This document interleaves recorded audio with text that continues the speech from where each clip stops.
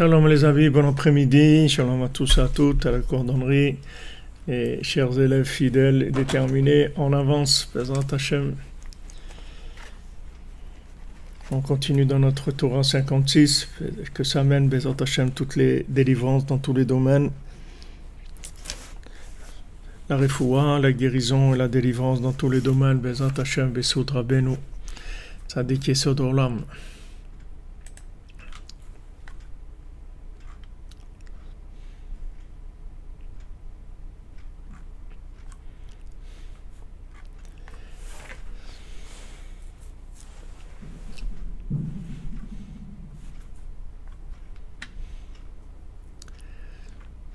Bezrat Hashem, voyez Rabbeinu, il envoie tous les jours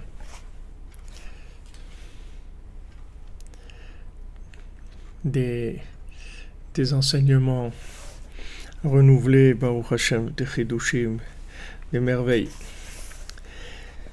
Alors on était hier dans la Torah 56, dans le principe de la Torah. Merci Michael Seba, qu'Hachem te bénisse mon ami. Que maintenant on avait vu que en fait si on veut arriver à s'occuper des gens qui dépendent de nous, on doit aller chercher en fait la Torah qui est cachée, c'est-à-dire notre Torah qui est cachée, qui a été pour l'instant prise dans le palais de Achashverosh et de Haman, c'est-à-dire dans le monde des clipotes.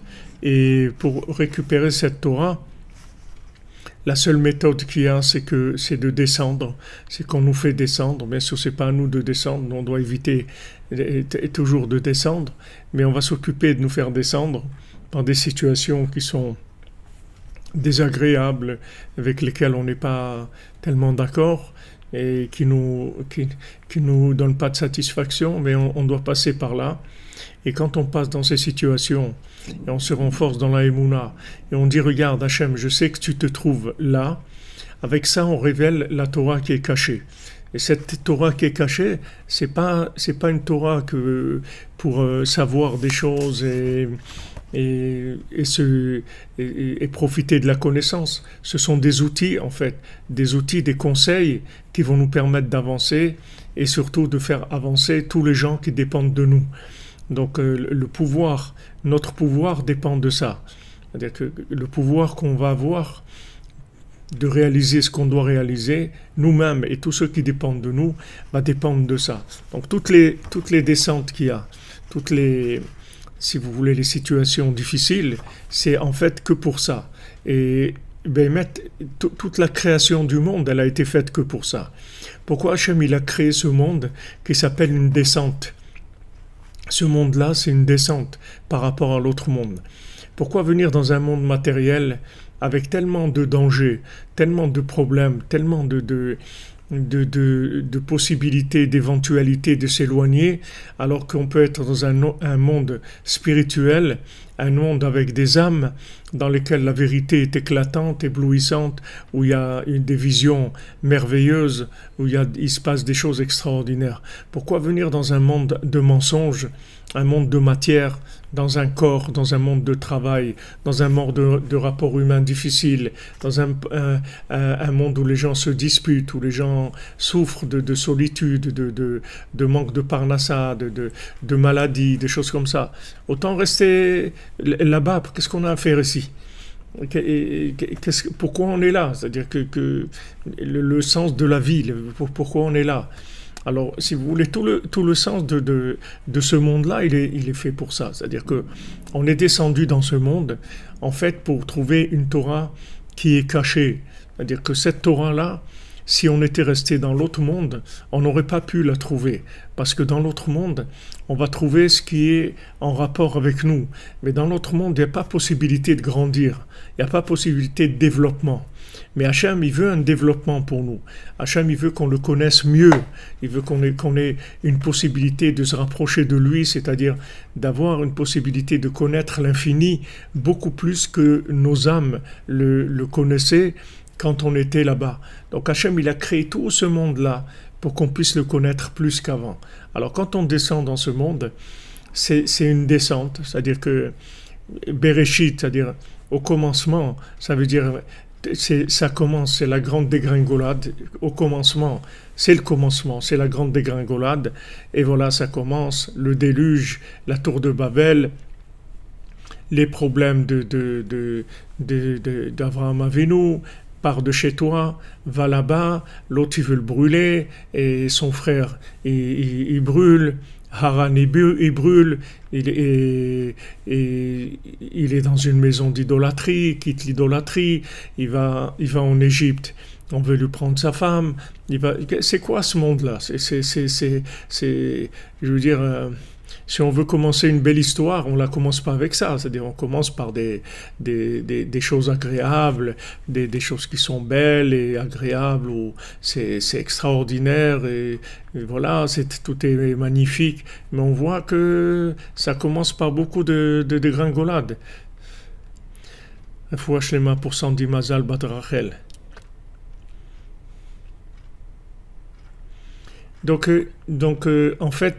En fait, si on croit que ce monde-là, c'est un monde un monde de profit, un monde de consommation, où on va être uniquement dans le bonheur, etc. On n'est pas là pour ça. Ce monde-là, il est pas fait pour ça. Ce monde-là, c'est un monde de recherche et c'est un monde où on descend et on remonte sans arrêt. Donc on descend. Et dans la descente, on va chercher la Torah qui est cachée, la Torah qui est dans la Stara, Shebetocha Stara, c'est-à-dire la Torah la plus cachée. Et une fois qu'on a trouvé cette Torah qui est cachée, on a trouvé des conseils de connaissance d'Hachem, de conscience d'Hachem, de connexion avec Hachem. Et à ce moment-là, on peut avancer et on peut faire avancer tous les gens qui dépendent de nous. D'accord ? Oui, si vous voulez, c'est un monde d'expérimentation, si vous voulez. C'est un monde de travail, en fait. On est là dans un monde de travail et Bezrat Hashem, après 120 ans qu'on va partir d'ici, on aura tous les fruits de notre travail et là ça sera des moments vraiment merveilleux, extraordinaires. Mais pour l'instant, dans ce monde-là, c'est un monde où on descend et on remonte et on descend et on remonte sans arrêt. Et chaque fois qu'on descend, en fait, ça n'est qu'une possibilité d'enrichissement. C'est pas une possibilité, c'est pas du tout pour nous bloquer, pour nous faire des problèmes. C'est-à-dire quand on descend, c'est uniquement pour nous permettre de nous enrichir, c'est tout. Parce que si on descend pas, on peut pas aller chercher la Torah qui est cachée. C'est-à-dire si Esther elle refuse d'aller dans le palais d'Achashverosh, il n'y a pas de Torah de Purim. Il n'y a pas de Torah de Purim. Mais regardez ce qu'elle a fait Esther en allant chez Achashverosh et en étant drivée par Mordechai. C'est que la Torah qu'elle a fait sortir de chez Haman et de chez Amalek, de chez Achashverosh, c'est une Torah tellement extraordinaire qu'elle sera jamais interrompue. C'est-à-dire que Purim, ça sera une fête qui existera Leolam Vaed. C'est-à-dire c'est la seule fête qui va rester. Toutes les autres fêtes, elles vont être annulées. C'est-à-dire tout va être annulé. Pessah, Shavuot, Sukkot, tout, Yom Kippour, Rosh Hashanah, tout va être annulé. La seule chose qui va rester, c'est Purim, la fête de Purim. Pourquoi c'est la seule chose qui va rester? Parce que c'est une fête qui vient des Sippurim Asiyot. C'est-à-dire c'est Megillat Esther. C'est-à-dire c'est Megillah, ça veut dire mégalée. Elle a été mégalée. Esther, ça s'appelle son nom, c'est la Astara.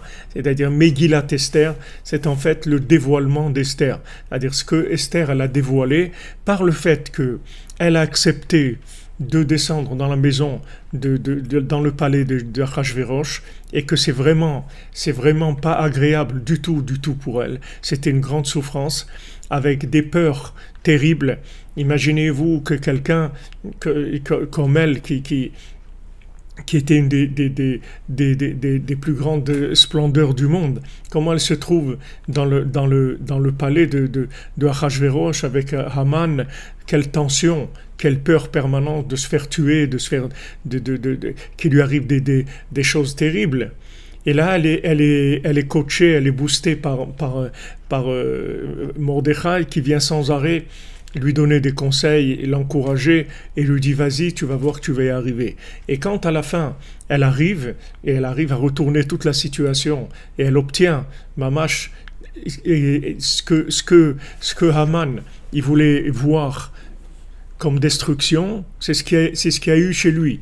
C'est-à-dire que lui, il a reçu ce que lui voulait voir en nous, c'est ce qui s'est passé avec lui.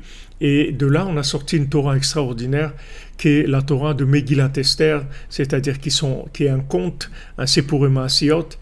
Et quand c'est un Sepurim Maasiyot, ça veut dire que c'est en fait une formule, un modèle éternel. C'est pas un modèle qui va avec l'évolution de la logique. Vous voyez, quand vous avez un modèle qui est logique, alors ce modèle logique, il est toujours limité dans un contexte de temps.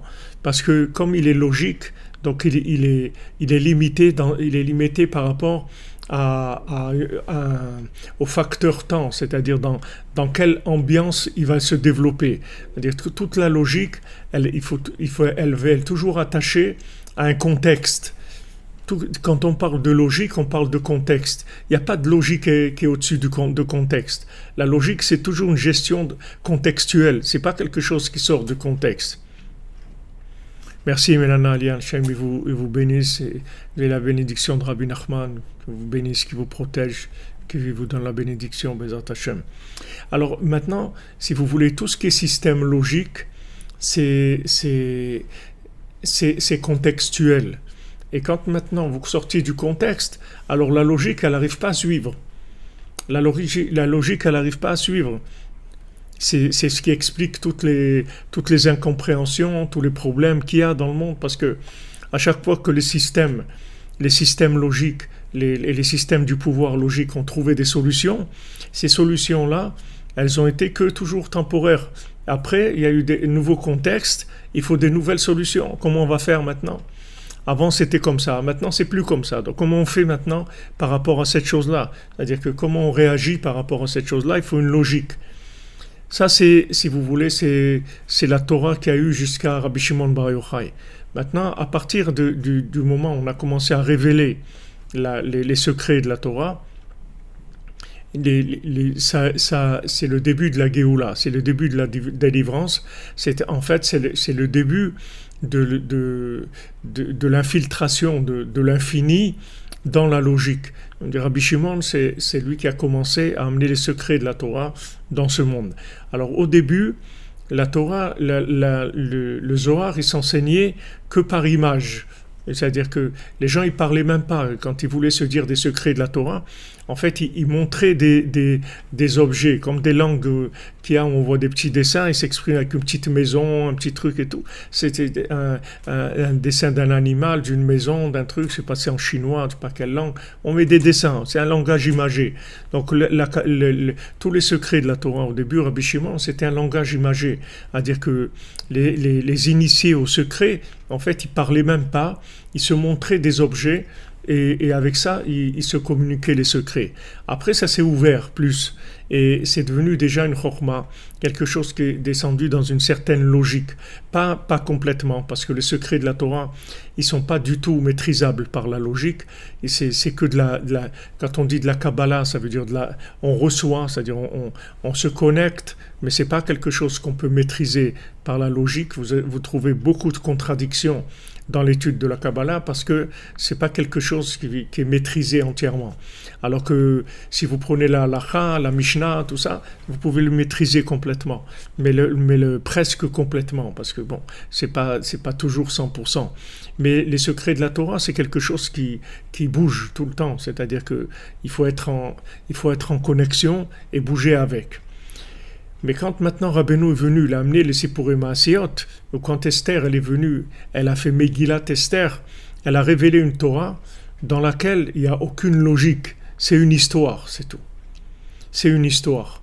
Maintenant, cette histoire-là, en fait, elle inclut toutes les histoires du monde, c'est-à-dire toutes les histoires qu'il va y avoir dans le monde, toutes les situations du monde, elles se trouvent dans la Megillat Esther, comme elles se trouvent dans les 13 contes. Dès que toutes les situations du monde, elles sont en fait gérées par ces contes-là. C'est pour ça que Purim, c'est une fête qui sera jamais annulée. Elle disparaîtra jamais. Pourquoi? Parce que c'est pas une fête de ce monde. C'est-à-dire, c'est pas une fête qui vient de la logique, de l'arbre de la connaissance du bien et du mal. C'est une fête qui est venue par la révélation d'une Torah qui est des Sipurei Maasiyot. Donc, du moment où cette Torah-là, elle s'est révélée, elle est éternelle. C'est-à-dire, on a amené de l'éternité dans le monde. Donc, ça y est, c'est la réparation du monde. C'est la réparation du monde. Merci, Exit Pop. Qu'Hachem vous bénisse. Mais à Brachot, vous avez 100 bénédictions, comme écrit dans le Zohar de cette semaine. Les 100 bénédictions qu'Hachem il a données. Voilà, comme vous dites, Sabrina, c'est une parabole. C'est-à-dire, c'est un principe de parabole. Et si vous ce principe de parabole, ça inclut toutes les logiques du monde. C'est-à-dire, toutes les logiques du monde, elles sont trouvées incluses dans ces paraboles-là. Parce que ces paraboles-là, ce seront des clés d'accès à toute la logique du monde. Comme vous voyez cette nuit, ce qu'on a étudié, alors ce sont des clés. Ces clés-là, elles donnent des accès partout. Parce que elles viennent sous une forme d'histoire, de narration. Et cette histoire-là, et ces images, ces paraboles, elles incluent toutes les situations du monde. Donc cette Torah qui est venue par le fait que maintenant, Esther, elle a accepté et elle est rentrée dans le palais d'Achashverosh et elle a gardé la connexion avec Mordechai. Et elle ne s'est pas découragée. Et Mordechai, il l'encourageait tout le temps. Et il lui donnait les conseils comment faire dans la maison de Mordechai. Elle est sortie gagnante. Et c'est pas que gagnante, c'est qu'elle est sortie avec une Torah qui est extraordinaire. C'est-à-dire c'est la Torah la plus élevée qu'il y ait jamais eue. Mais comment elle a fait? Il a fallu qu'elle rentre là-bas, dans la maison même, dans le fief même de Haman Amalek, et de là-bas faire sortir cette Torah extraordinaire, cette Torah éternelle, puisque Purim, c'est éternel. C'est une fête éternelle. Ça ne sera jamais annulé. Ça veut dire ça sera jamais annulé. Ça veut dire qu'il n'y aura jamais un contexte de conscience, de révélation qui pourra rendre cette fête-là inusitée, c'est-à-dire qui n'est plus valable. Tandis que quand maintenant il va y avoir la révélation de la conscience, la révélation messianique, la résurrection des morts, toutes les fêtes, elles n'auront plus lieu d'être, parce que toutes les fêtes, ce sont des gestions de problèmes par une approche logique. C'est-à-dire que toutes les fêtes, elles amènent des conseils logiques par rapport à des situations.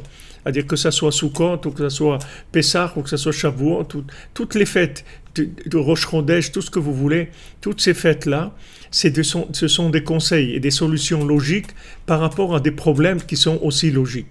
Mais maintenant, la Megillat Esther, c'est pas quelque chose de logique, et c'est quelque chose qui sera jamais démodé, si vous voulez. C'est-à-dire qu'il n'y aura aucune situation dans le monde où la Megillat Esther, elle sera pas à jour.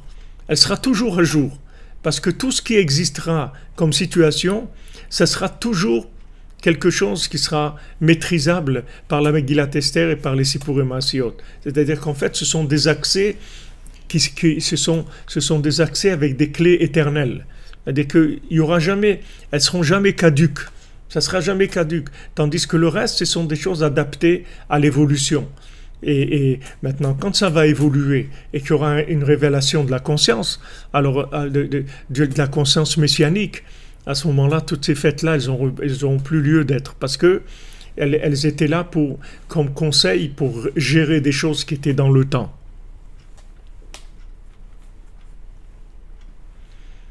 Si vous êtes né à Purim, Baruch Hashem.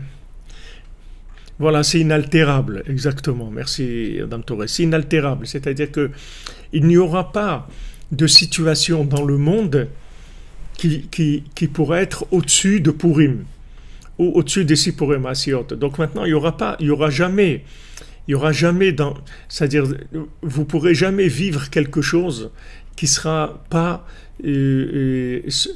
résolvable avec les Sipurei Maasiyot. C'est-à-dire, dans les contes de Rabbeinu, dans l'Écoutez Moharan, vous avez les clés, vous avez les solutions pour tout ce qu'il peut y avoir comme situation dans la vie. Parce que ces enseignements-là, ce sont des enseignements qui incluent le temps complètement. C'est-à-dire que jamais il y aura dans le temps un décalage. C'est-à-dire, elles ne seront jamais décalées par rapport au temps. Parce que au contraire, c'est elle, c'est les contes, c'est l'enseignement de Rabbeinu qui gère le temps. Alors maintenant Mordechai, il va tous les jours pour voir Shlom Esther, c'est-à-dire tous les jours il voit comme on avait vu Maya Seba, c'est-à-dire que maintenant il va dans l'endroit du palais de Achashverosh, il va voir Esther là-bas et il lui donne les conseils qu'il faut et il fait sortir la Torah qui se trouve cachée chez Achashverosh. Cette situation, elle est vécue par nous tous les jours. Tous les jours on vit ça. C'est-à-dire tous les jours le tzaddik, il vient nous voir dans la Stara où on est, dans la Stara chez Torah Stara, et de là-bas il nous fait sortir la Torah qui se trouve là où on se trouve, là où on est en train de vivre maintenant. Et ça, grâce au Likutei Moharan, aussi pour les Maasiot, qui sont les mêmes, c'est le même principe, c'est-à-dire ce sont des niveaux de Torah qui sont au-dessus de tout concept de la Torah logique. C'est-à-dire ça ne touche pas du tout la logique. C'est complètement au-dessus de la logique, ce sont des paraboles, ce sont des narrations, ce sont des choses qui ne sont inapprochables par la logique. Maintenant, vous voyez qu'on tire toute la logique du monde, c'est-à-dire on peut interpréter jusqu'à l'infini. C'est-à-dire vous prenez un conte de Rabbeinu, vous pouvez interpréter des millions d'interprétations qui seront toujours à jour par rapport à ce qui se passe, par rapport à votre vie personnelle, par rapport au monde, par rapport à la politique, par rapport aux élections, par rapport au shalom, tout ce que vous voulez. C'est-à-dire vous allez tout trouver dedans. Dans les contes, vous allez trouver absolument des clés pour tout. Mais d'un autre côté, il n'y a pas de logique. C'est-à-dire que c'est pas du tout, il n'y a pas d'explication. Et même quand Rabbeinu, il a donné des explications, vous avez vu le Rav de Tchérin ou Rav Ben Nachman qui nous ont donné des explications par rapport au conte, ils nous disent bien que même quand Rabbeinu, il a révélé quelque chose des contes, en fait il a révélé qu'une allusion, c'est tout. Parce qu'il n'y a pas d'explication du conte. Si maintenant dans ce monde vous donnez une explication du conte, ça veut dire que maintenant le conte, en fait, au lieu que ça soit une parabole qui entraîne la logique, en fait, c'est une logique qui a eu une parabole. C'est comme si vous avez un enseignement logique et que vous donnez une parabole pour habiller cet enseignement. Mais la parabole, elle devient un vêtement de la logique. Alors que les Sipurei Maasiot, c'est le contraire. C'est la logique qui est un vêtement de la parabole. Et cette parabole, elle peut avoir des milliards de vêtements. Elle n'a aucune limite dans les vêtements que vous pouvez lui donner.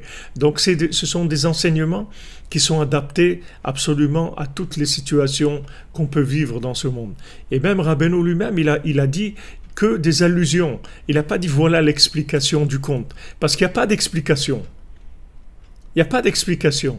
C'est-à-dire que le conte, il inclut tout, mais il est inclus par rien. C'est-à-dire qu'il n'y a rien qui va inclure le conte. On va dire, voilà, ça y est, j'ai compris. Ok, tu as compris, c'est-à-dire tu as compris une allusion de ce qui est écrit dans le conte. C'est-à-dire ça va t'aider à résoudre un problème logique en puisant la solution, le conseil dans le conte. Mais jamais le conte, il va être dominé par la logique. Jamais, absolument jamais.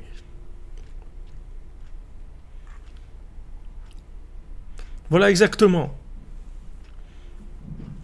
Exactement. C'est que, comme vous dites, que les contes sont c'est de l'infini. En fait, c'est de l'infini, oui. Mais regardez ce que ça a coûté. Le Messirut Nefesh que ça a coûté à Esther, c'est-à-dire le don d'elle-même et de passer par des situations de danger terribles où elle ne savait pas elle aurait pu se faire tuer par Achashverosh. 100 fois elle aurait pu se faire tuer par Achashverosh. Et elle a trouvé grâce et voilà, ça a continué comme Noach, il a trouvé grâce et le monde a continué. Mais le monde, il pouvait retourner tout de suite dans le néant. Il y a elle aussi, si elle n'avait pas réussi sa mission, ça y est, le monde est retourné dans le néant parce qu'il n'y avait plus possibilité logiquement de continuer. Maintenant, quand on est arrivé au bout de la logique, en fait, nous on croit que c'est fini, mais c'est là où ça commence, puisque c'est là où quand la logique se termine et finit, C'est là où commence l'infini. C'est-à-dire que maintenant, quand quelqu'un il vous dit ouais, mais c'est fini, il n'y a plus de solution, au lieu maintenant de pleurer, il faut se réjouir. Il dit mais attends, s'il n'y a plus de solution logique, c'est que maintenant on va commencer l'infini. Mais c'est extraordinaire. C'est-à-dire maintenant on va commencer les Megillat Esther.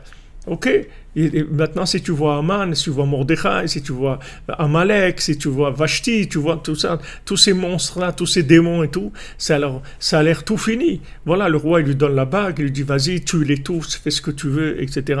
Détruis, vas-y, fais ce que tu veux. Donc ça vient, tout est fini. Non, quand tout est fini, c'est là où ça commence. Qu'est-ce qui commence? C'est l'infini qui commence. C'est l'infini qui va commencer.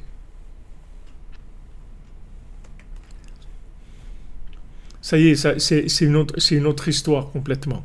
Donc ça, si vous voulez, c'est les enseignements que Rabbeinu il a amenés des Sipurim Maasiot.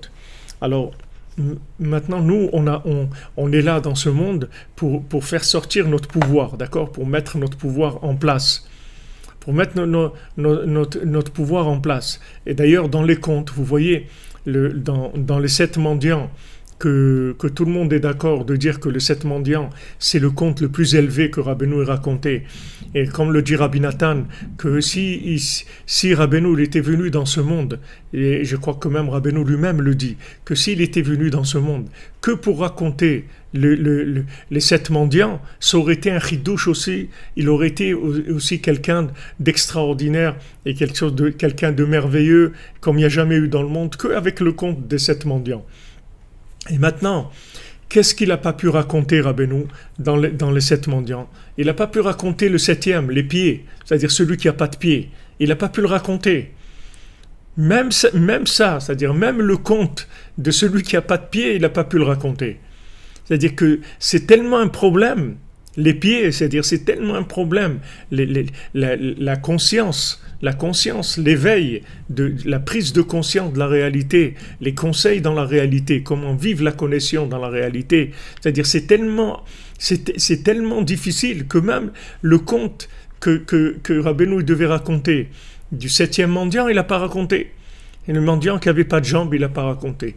Et il a fait allusion, comme il le dit Avraham Nachman, il a fait allusion au 7e mendiant, au début du conte, quand il parle du roi qui a transmis la royauté à son fils de son vivant et qui a dit à son fils, je sais que tu vas perdre le pouvoir et quand tu perdras le pouvoir, reste joyeux, parce que si tu n'es pas joyeux quand tu perds le pouvoir, ça veut dire que tu n'es pas un vrai roi en fait. Donc arrange-toi que quand tu vas perdre le pouvoir, reste joyeux, continue à danser, continue à chanter, continue à croire que tout est là, c'est-à-dire que malgré que tu as perdu ton pouvoir, sache que tout est là, il n'y a rien qui a disparu. Tout est là, tout se trouve là, toutes les solutions sont là, à côté de toi. Juste, renforce-toi dans la joie, malgré que tu as perdu ton pouvoir.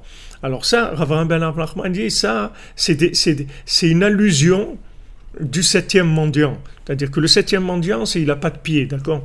Qu'est-ce que ça veut dire il n'a pas de pied? Ça veut dire qu'il n'arrive pas à une connexion dans la réalité. Donc quand il arrive pas une connexion dans la réalité, il n'y a pas de joie. Parce que la joie, elle vient de la connexion. La joie, elle vient de la fusion du soleil et de la lune, de la fusion du corps et l'âme, de l'inclusion de l'homme dans Hachem. C'est ça qui donne la joie. Maintenant, quand qu'on n'a pas de pied, alors il ne peut pas y avoir de joie. La lune, elle ne peut pas avoir de la joie parce qu'elle a le problème des pieds, comme c'est écrit dans les Sfarim, que toute la raison du mariage, c'est-à-dire le but du mariage pour un homme, c'est de réjouir sa femme, de la rendre joyeuse. Pourquoi? Parce que le fait que maintenant la femme elle est lunaire et elle a été connectée au monde de la réalité, de cette réalité-là matérielle de ce monde, alors elle a un problème que de pied, c'est-à-dire que les forces négatives, elle l'attaquent tout le temps, elle est tout le temps attaquée. Maintenant, pour lutter contre ces forces négatives, le mari doit lui donner de la joie tout le temps. Le mari, lui il a la connexion avec le soleil, donc lui il n'est pas dans il n'est pas dans la réalité des choses, il est dans le côté théorique, et là-bas il peut avoir une certaine satisfaction dans la compréhension des choses, dans les projets, etc. Comme il ne passe pas dans la réalité, donc c'est pas difficile de faire des projets, c'est pas un problème, mais de les réaliser c'est autre chose complètement. De réaliser les projets, c'est autre chose. Donc maintenant, il a son épouse qui est Esther, c'est-à-dire qui rentre en fait dans le palais d'Achashverosh. Et lui, il est là et il doit la réjouir, lui donner de la joie tout le temps de la joie, tout le temps de la joie, parce que la joie, c'est la seule chose qui guérit les pieds. C'est pour ça qu'on danse, parce qu'il faut guérir les pieds. Il faut guérir les pieds. Et chaque pas de danse, chaque fois qu'on danse, on guérit les pieds. C'est-à-dire on donne des forces dans le pouvoir de notre âme, dans la réalité mamash. Dans la réalité mamash, c'est-à-dire dans la réalité concrète. C'est comme ça qu'on arrive à réaliser les projets et qu'on arrive surtout à se débarrasser de tous les casse-pieds. Tous les casse-pieds. Tous les gens qui viennent nous casser les pieds, c'est-à-dire qui viennent nous bloquer dans nos projets. On a des projets, ils vont nous décourager. Mais non, mais qu'est-ce que tu vas faire? Mais c'est énorme pour toi. Mais est-ce que tu es capable? Mais regarde, des choses beaucoup plus faciles, tu n'arrives pas à les faire. Comment tu vas arriver à faire ça? Voilà, combien des paroles de youch, de découragement. Et qu'est-ce que tu vas aller à Ouman? C'est en Ukraine là-bas, il n'y a rien. C'est des communistes, c'est des antisémites, c'est un truc. C'est-à-dire, tout, essayer de casser les pieds tout le temps. C'est-à-dire chaque fois que vous voulez mettre vos pieds en route pour une réalisation, c'est-à-dire que vous voulez, en fait, vous voulez mettre vos pieds sur la poudre du chemin des tzadikim.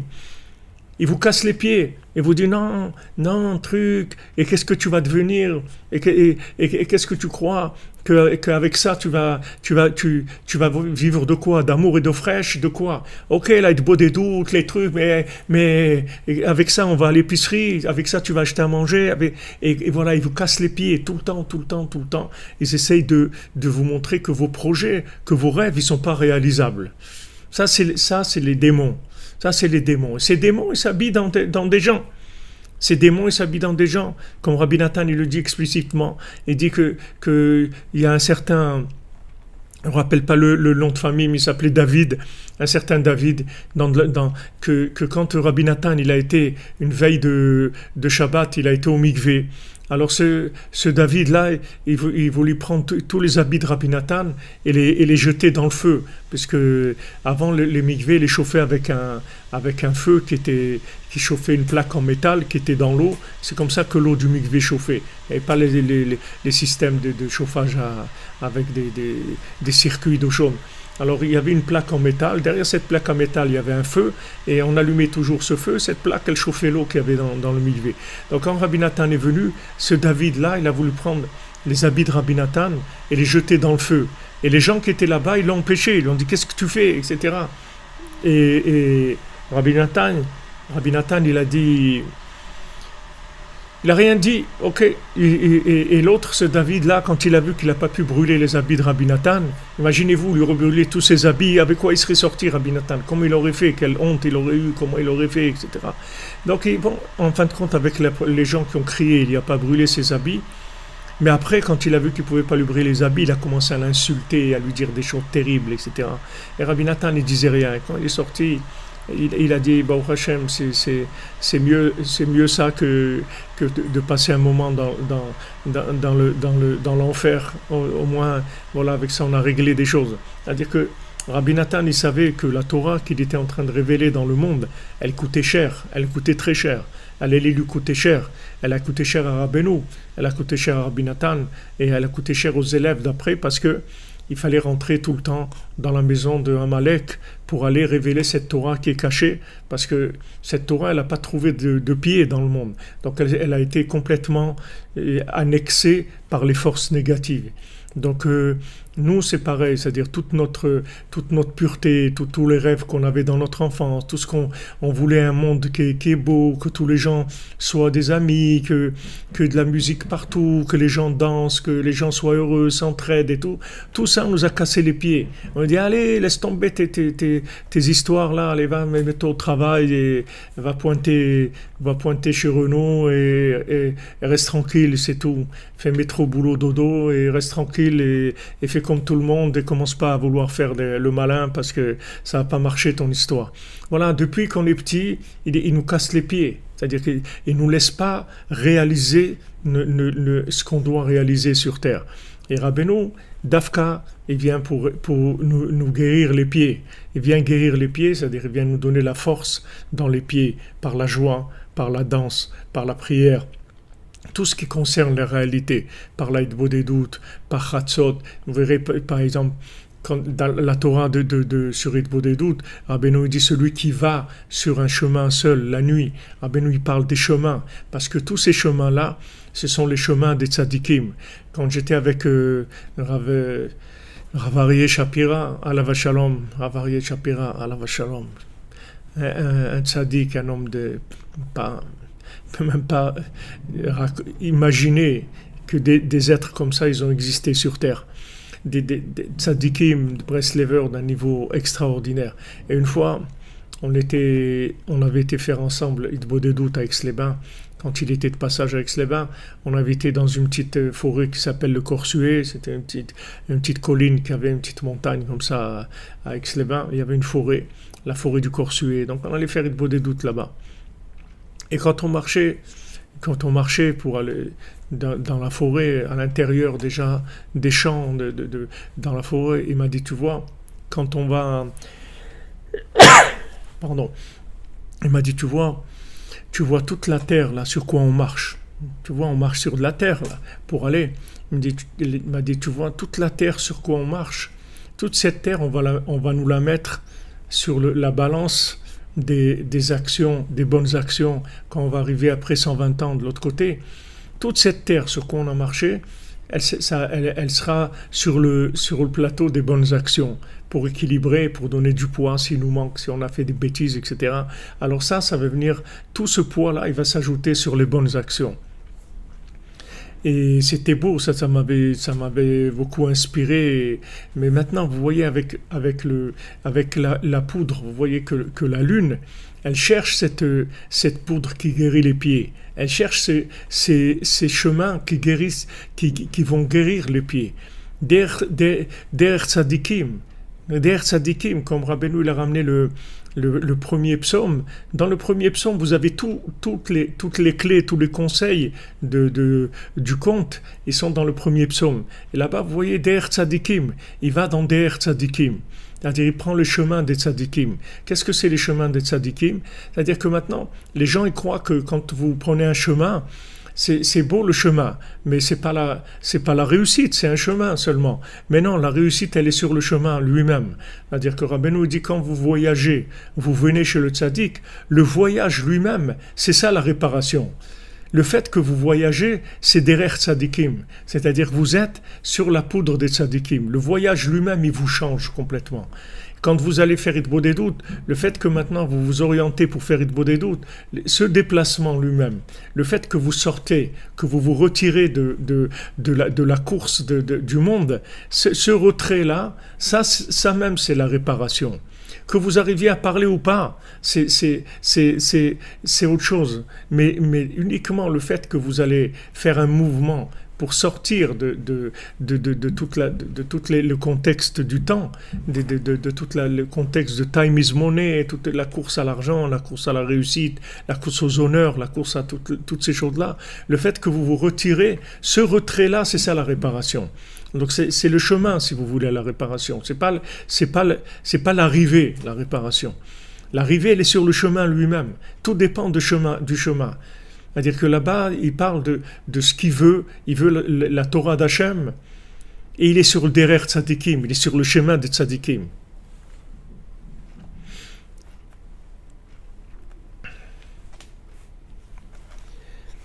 D'accord? Alors voilà où on est dans la Torah.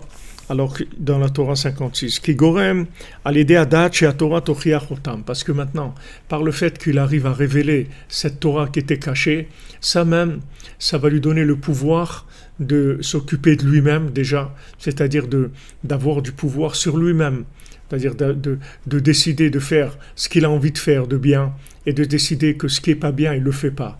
il a le pouvoir de dire non au mal et de dire oui au bien et de réaliser le bien.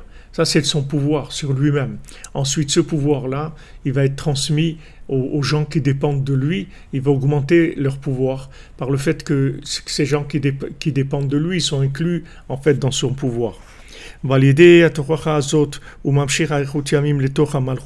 Alors maintenant, quand il y a une révélation de cette Torah, que cette Torah, elle démontre la vérité, si vous voulez, ça amène de la longévité dans le pouvoir, ça amène de l'énergie dans le pouvoir.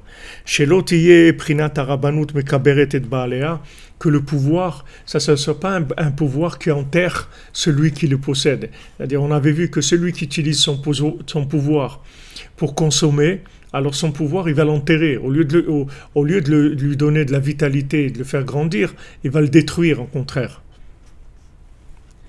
C'est-à-dire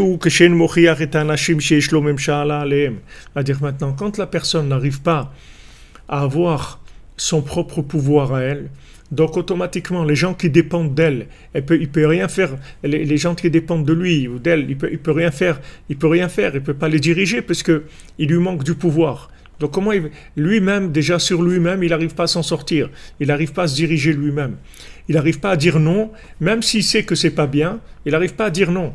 Comment maintenant il va donner la force à ceux qui dépendent de lui de dire non? Quand vous prenez un verre d'eau chaude, ok, vous voulez donner à quelqu'un de l'eau chaude, mais déjà votre verre il est tiède. Quand vous allez le verser dans son verre à lui, qu'est-ce qui va rester? Il va rester moins que tiède encore. C'est-à-dire que si vous voulez que ça soit tiède chez lui, il faut que ça soit chaud chez vous déjà.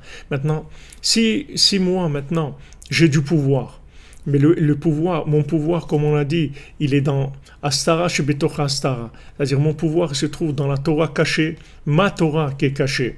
Et maintenant, cette Torah qui est cachée de moi, je pourrais la découvrir que quand je descends, je me renforce là-bas.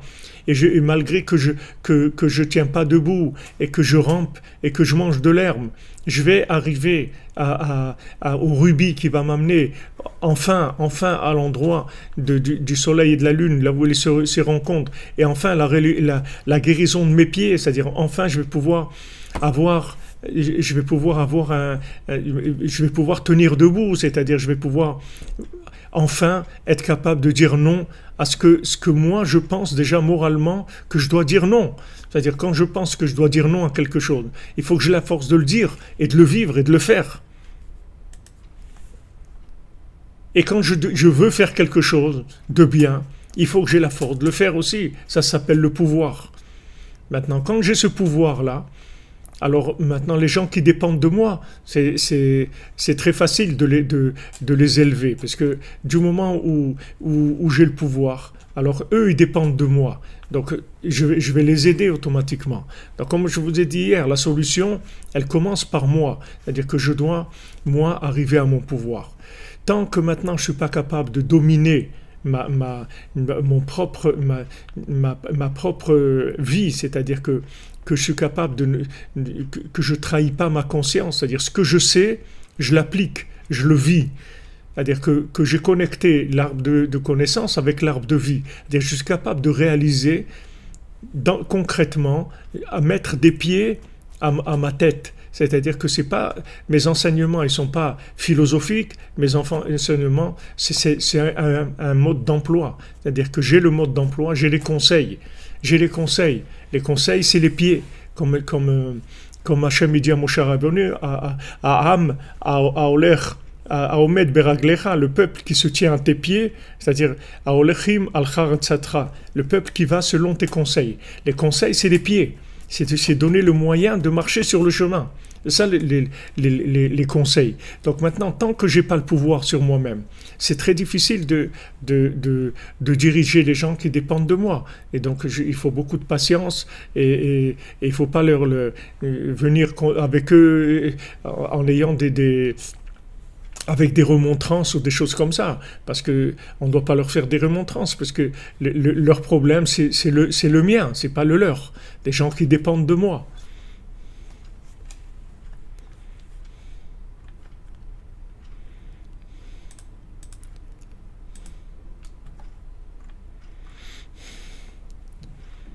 Oui, tout dépend de la conscience de chacun, du niveau de conscience. C'est-à-dire, quand maintenant vous arrivez à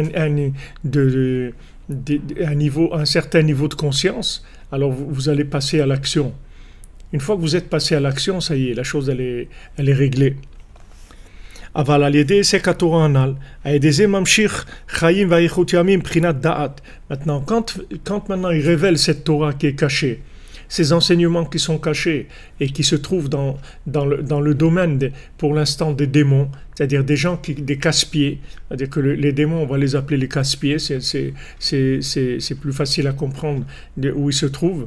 C'est-à-dire, quand maintenant c'est comme les enseignements, ils se trouvent chez les casse-pieds, et que maintenant, surtout pas faire la guerre avec les casse-pieds parce que la dernière chose à faire, c'est-à-dire que il faut pas du tout faire la guerre avec les casse-pieds, il faut chercher la Torah qui est cachée. Et vous voyez que dans le conte, le Chacham, c'est-à-dire le tzaddik qui va habiter dans le désert et qui choisit comme l'endroit où il y a les 2000 montagnes, là où il y a tous les démons, en fait, lui qu'est-ce qu'il cherchait? Lui cherchait Torah Hashem. Lui, il a vu que dans son pays, les gens ils commençaient à craquer et à tomber dans l'idolâtrie, dans l'hérésie. Donc il a dit à sa famille, écoutez, on ne peut pas rester là, ça devient trop dangereux, et on va se faire influencer, on va se faire embarquer par toutes leurs idées et tout. On va partir. Il a été dans un premier désert, ça lui a pas plu, un deuxième désert, ça lui a pas plu, et le troisième qui lui a plu, il se trouvait justement juste à côté de ces démons. C'est normal, puisque maintenant, tout le problème de l'hérésie, ils viennent du fait des casse-pieds. C'est-à-dire, et les casse-pieds, c'est qui? C'est les démons, puisque eux, ils n'ont pas de pieds, alors ils viennent prendre les pieds des autres. Donc, il s'est installé juste à côté des gens dont dépendait justement toute cette hérésie et tout, qu'il allait réparer en allant là-bas, il allait réparer toute cette chose-là. Alors, quand le roi des démons est venu le voir, alors il pensait que maintenant il s'attaquait à quelqu'un qu'il allait l'impressionner, mais il n'a pas impressionné du tout, il n'avait pas peur de lui, parce que lui il avait des super pieds, ce tzaddik là, il avait des pieds extraordinaires puisqu'il a tracé un cercle. Et dans ce cercle-là, il y a aucune énergie négative qui pouvait rentrer. Donc il avait des pieds très très forts. Et quand le roi des démons est rentré, il n'a pas eu peur de lui, il ne s'est pas laissé impressionner. Il a dit, j'ai pas peur. Et quand vous voyez, quand le roi des démons, il voit que c'est un homme d'un tel niveau, qu'en fait, qu'il a des pieds en acier, comme ça, des pieds solides, alors non seulement qu'il ne fait pas de mal, mais qu'il va l'aider. C'est-à-dire, il va lui donner tous les livres, tous les registres des démons pour qu'ils puissent se protéger d'eux, qu'il n'ait pas de problème avec eux, que jamais les démons puissent faire du mal ni à lui ni à sa famille. C'est-à-dire que, en fait, il récupère la Torah qui a cachée, qui était chez eux, que c'était sa Torah qui était cachée chez eux, parce que eux, en tant que casse-pieds, c'est-à-dire le fait qu'ils sont arrivés à faire tomber un pays entier dans l'hérésie, ça leur a donné beaucoup d'énergie à eux. Et lui, il est venu pour réparer cette chose-là. Et il avait la force de réparer parce qu'il avait des pieds solides, des pieds qui étaient très très forts. Donc il pouvait lutter contre ces casse-pieds-là, il ne pouvait rien lui faire du tout.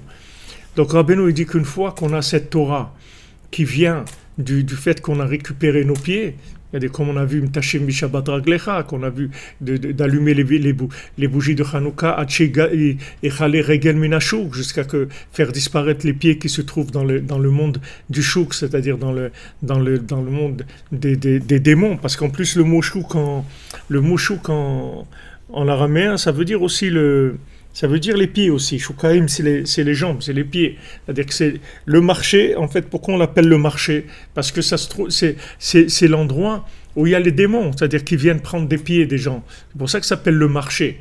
Pourquoi on appelle le marché? C'est un endroit où les gens ils marchent, ils sont en train de marcher. C'est l'endroit où se trouvent toutes les clipotes dans ces marchés-là, des zones qui sont très basses. Et les clipotes, elles se trouvent dans ces marchés. Et Hanouka, on va descendre de la lumière là-bas pour éliminer tous ces casse-pieds-là. C'est-à-dire, on va révéler cette Torah-là. Et cette Torah, elle va nous permettre de la vitalité dans notre pouvoir, d'alimenter notre pouvoir. Enfin, on va avoir le pouvoir de réaliser ce qu'on a envie de réaliser. C'est-à-dire le bien qu'on connaît, le bien dont on est conscient, on va avoir la possibilité de le vivre.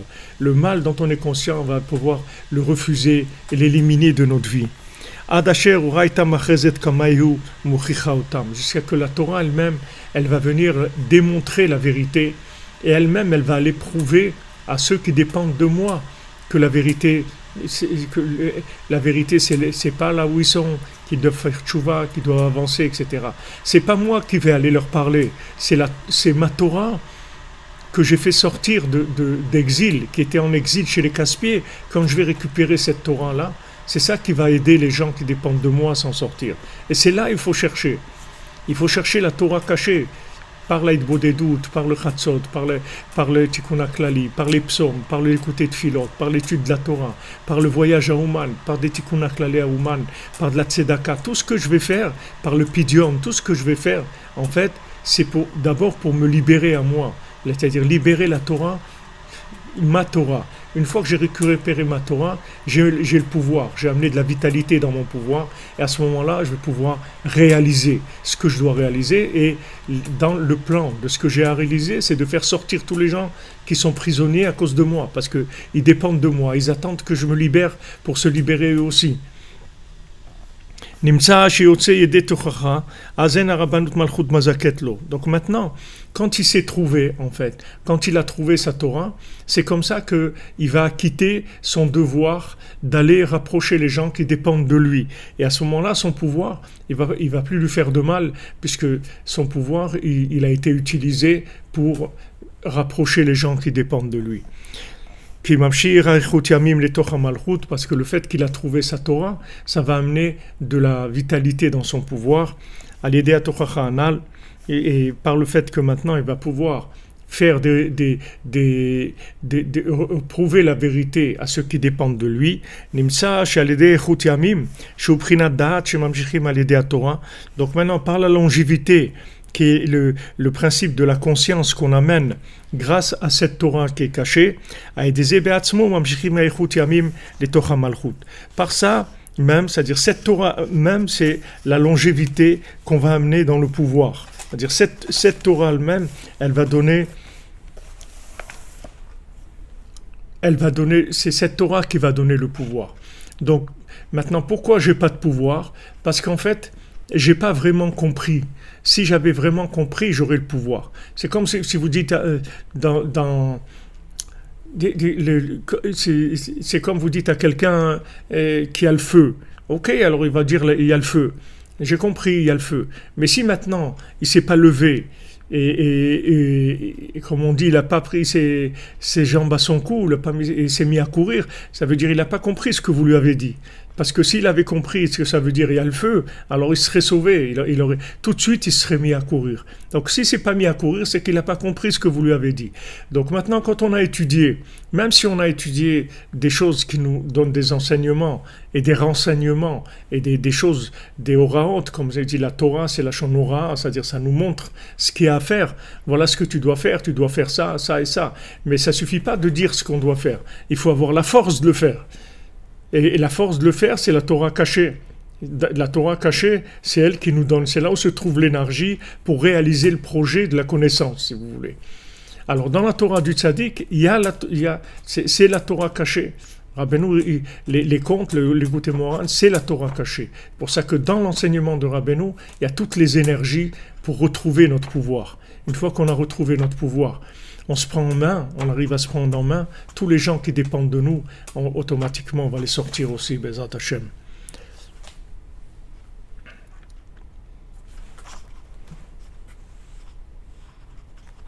Be'atzlacha les amis. On se retrouve cette nuit pour le cours à 3h, heure de Jérusalem et 2h, heure de Paris.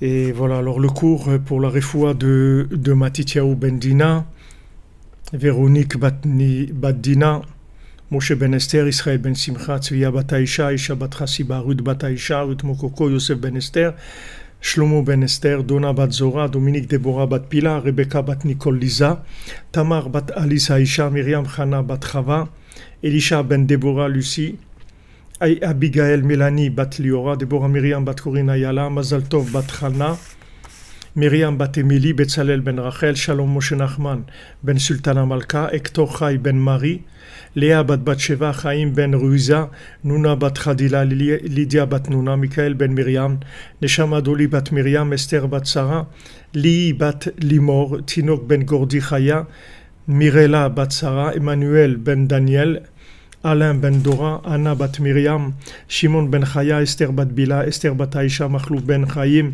Anaïs Michal bat Sophie Zohari. Pour la Pidyon Shvoim, la délivrance des gens prisonnés, Batel bat Shimon Perez, Odel Tsorev bat Yonatan, et 2 filles qui sont avec elle aussi en Bulgarie, et Nissin Chaim ben Esther. Pour l'élévation de l'âme de David Raphaël Feinchil, Joarivet bat Belara, Machlouf Chai ben Ninet, Joël Yochevet bat Mazaltov, Odette Maïna bat Yosef, Maurice Moshe ben Achima Suzanne, Bénédicte Charles Kofi Black, Mesoda bat Simcha, Yaakov ben Chassiba, Chana bat Frecha, Shalom ben Rachel, Azan, Dylan ben Élise, Nicole, Julia, Saada, Mazal, Batsari, Abraham ben Yehuda, Daniel Aaron ben Juliette, Aaron ben Abraham, Joseph Désiré ben Émilie, Shmuel ben Zaira, Maurice ben Suzanne, Irène bat Rachel, Gidon ben Joséphine, Carole Sultana bat Ariane Myriam et Jean-Marc.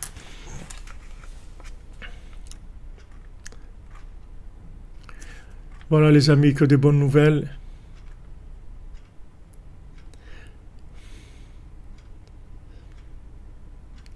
Ah oui, c'est vrai, vous dites Naïma, il n'y a pas d'école buissonnière ici. Il n'y a pas de vacances ici, il n'y a pas d'endroit vacances. Et on y est. On y va tous les jours. Il faut acheter les mains pour Yaakov Ben Estreya et Edith Batzara. Yaakov Ben Estreya.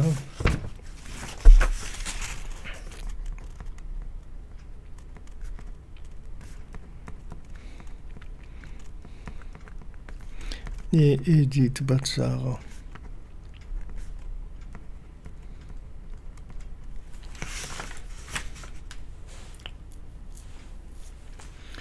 Merci les amis, merci à vous. C'est Rabbeinu, il se révèle chaque jour plus. Chaque fois qu'on étudie ces cours, les cours ils sont toujours un peu courts, ouais, par rapport à... Mais bon, il faut juste laisser le temps de respirer, de reprendre des forces. Refoua Shlema pour Emmanuel Chaim Ben Nadia. Je ne sais pas si j'ai dit Emmanuel Chaim Ben Nadia, non. Emmanuel Chaim Ben Nadia.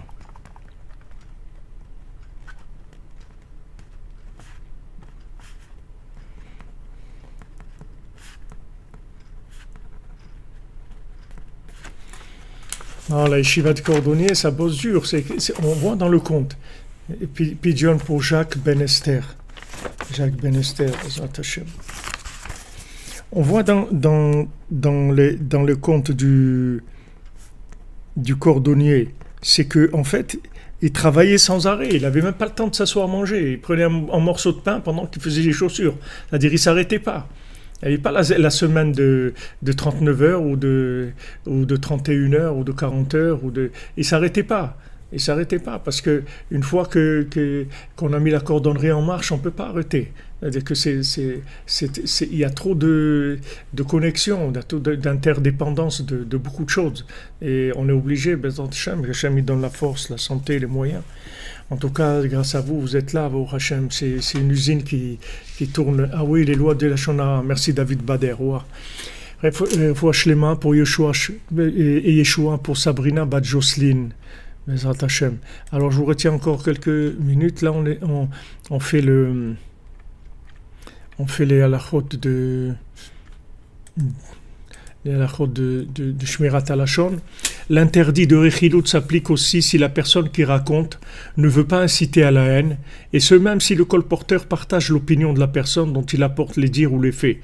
C'est-à-dire que le fait de rapporter des choses sur quelqu'un, même si on n'a pas du tout l'intention d'inciter à la haine, et même si on on est d'accord avec la source de ce qu'on est en train de dire, c'est-à-dire qu'on est d'accord que c'est quelque chose qui est vrai, on n'a pas le droit de le colporter. L'interdiction de Richilut conserve toute sa vigueur, même lorsque les faits rapportés reflètent la stricte vérité. Donc le colportage, c'est même quand on dit la vérité. De même, lorsqu'on déclare à une personne que son ennemi juré l'a dénigré, on enfreint l'interdit de Richilut. Quand on dit à quelqu'un que quelqu'un avec on sait qu'il est ennemi, on lui dit tu sais il t'a dénigré, il a dit des choses terribles sur toi, on enfreint la Richilut. À plus forte raison si on répète les propos tenus par une personne auprès de son ami, on risque de briser cette amitié. C'est-à-dire si on va et on rapporte des choses de quelqu'un qui risque de porter d'amener des problèmes dans leur amitié, là, c'est de la Richilut Gomorrah. Bon, Bezrat Hashem, par sur du Chafetz Chaim, sur Drabeinu, qu'on arrive à Shmirat HaLashon. Bonne journée les amis.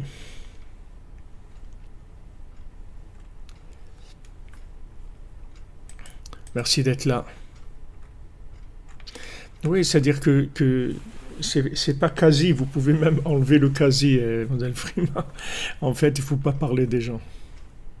Il n'y a pas besoin de parler des gens, je vous ai dit, parlez des choses que vous avez besoin, qui vont amener quelque chose. Sinon, pas besoin. Allez, comme vous dites, bonne continuation, les coordonnées, que des bonnes nouvelles, Bezat Hashem. 5 sur vous tous, comme vous dites. Ashrenu.